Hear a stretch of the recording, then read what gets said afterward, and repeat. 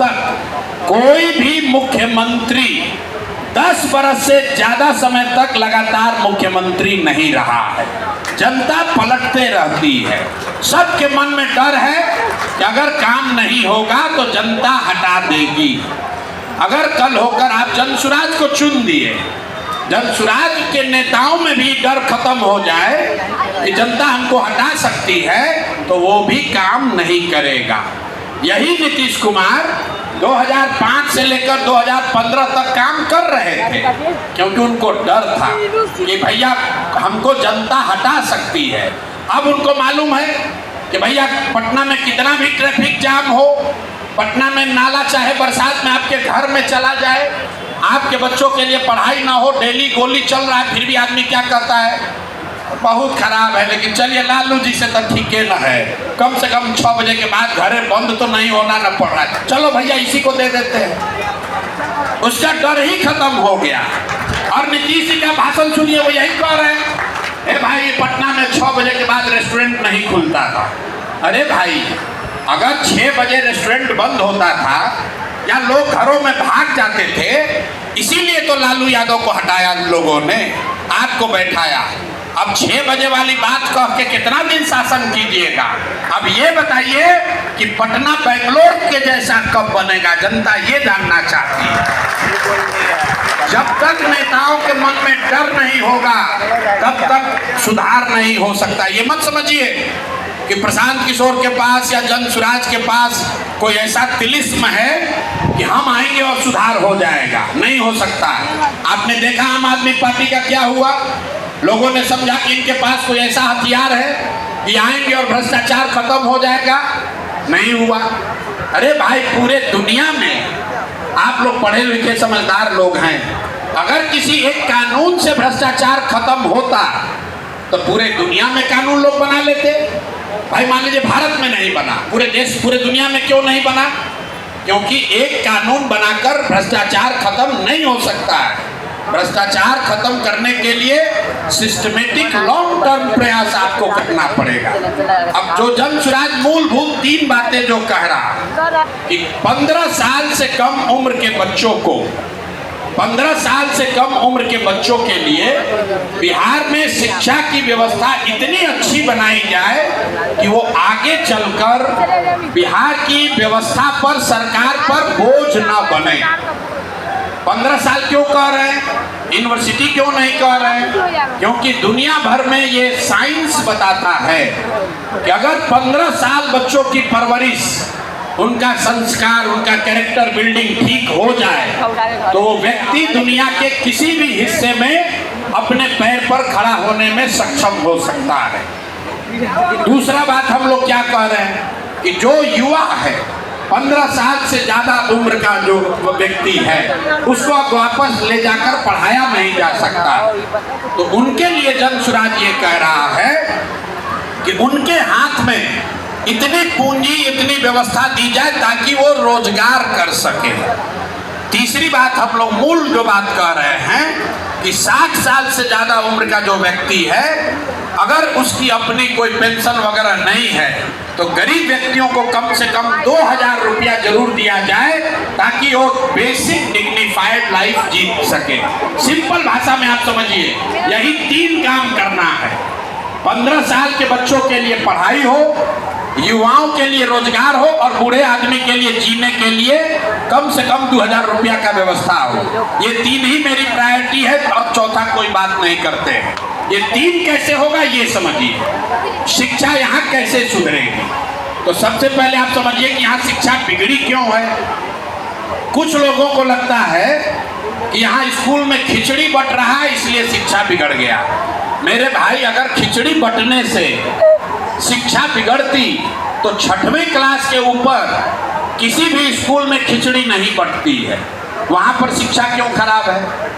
आप में से कुछ लोगों का मानना है कि शिक्षकों की गुणवत्ता खराब है, ये नियोजित शिक्षक जो हैं इनकी गुणवत्ता खराब है, इसीलिए शिक्षा व्यवस्था खराब हो गया। ये भी बात सच नहीं है, क्योंकि अगर नियोजित शिक्षकों से ही शिक्षा व्यवस्था खराब होती तो आप हमें बताइए कि पटना कॉलेज और पटना साइंस कॉलेज में पढ़ाई क्यों नहीं हो रहा है? वहाँ तो ना खिचड़ी बट रहा है, ना नियोजित शिक्षक पढ़ा रहा है। तो भाई शिक्षा की स्थिति इसलिए खराब हुई क्योंकि समाज और सरकार, बिहार में समाज और सरकार दोनों की प्राथमिकता में शिक्षा है ही नहीं।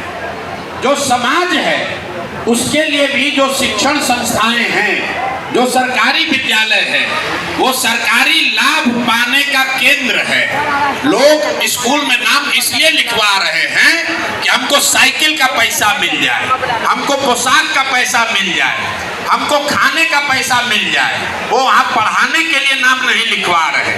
और सरकार के लिए भी जो स्कूल है वो पढ़ाने का केंद्र नहीं है। सरकारी अफसर भी ये सोचते हैं कि भैया शिक्षकों को इतना पैसा दिया जा रहा है, शिक्षक तो पढ़ा नहीं रहा है, तो चलो उससे कुछ दूसरा ही काम करा लो, उससे वोटर लिस्ट बनवा लो, उससे स्वच्छता का काम करवा लो।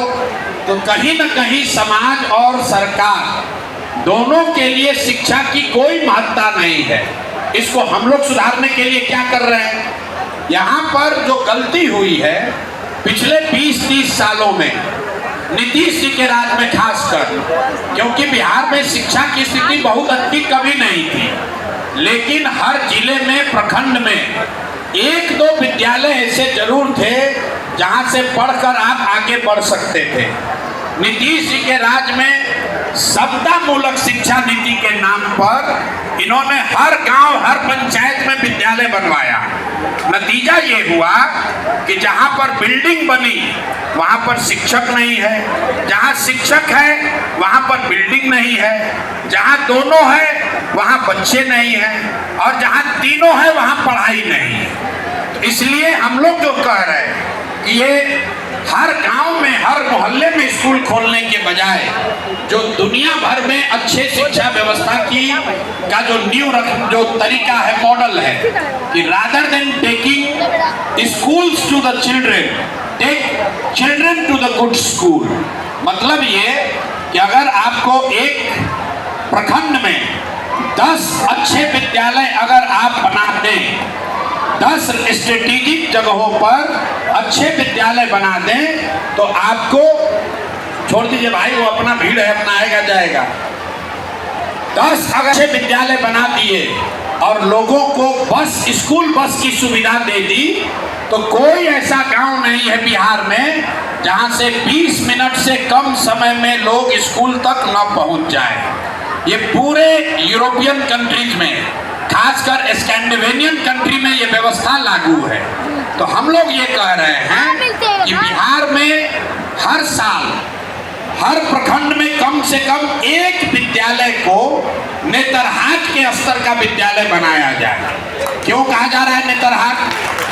क्योंकि नेतरहाट एक रेफरेंस के लिए है, समझने के लिए।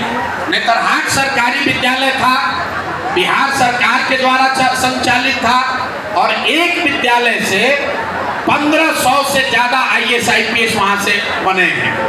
आप अंदाजा लगाइए कि अगर हर प्रखंड में एक नेतरहाट जैसा विद्यालय हो तो उसका कितना बड़ा फायदा हो सकता है। मैं एक क्यों कह रहा हूं? क्योंकि अगर आपको बिहार के हर प्रखंड में एक विद्यालय नेतरहाट जैसा बनाना है या अभी के विद्यालय को अपग्रेड करना है, तो उस पर करीब करीब 17 से 20 हजार करोड़ रुपया सालाना खर्च है।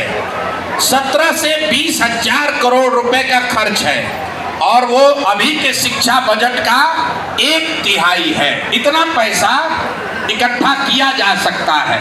तो जन सुराज का शिक्षा सुधारने का पहला मॉडल ये है कि हर वर्ष बिहार के हर प्रखंड में कम से कम एक विद्यालय को नेतरहाट के स्तर का विद्यालय बनाया जाए, ताकि अगले 5 वर्ष में हर प्रखंड में कम से कम 5 अच्छे नेतरहाट के स्तर के विद्यालय हो जाए, और बच्चों को स्कूल बस की सुविधा दी जाए ताकि लोग अपने बच्चों को वहां स्कूल बस से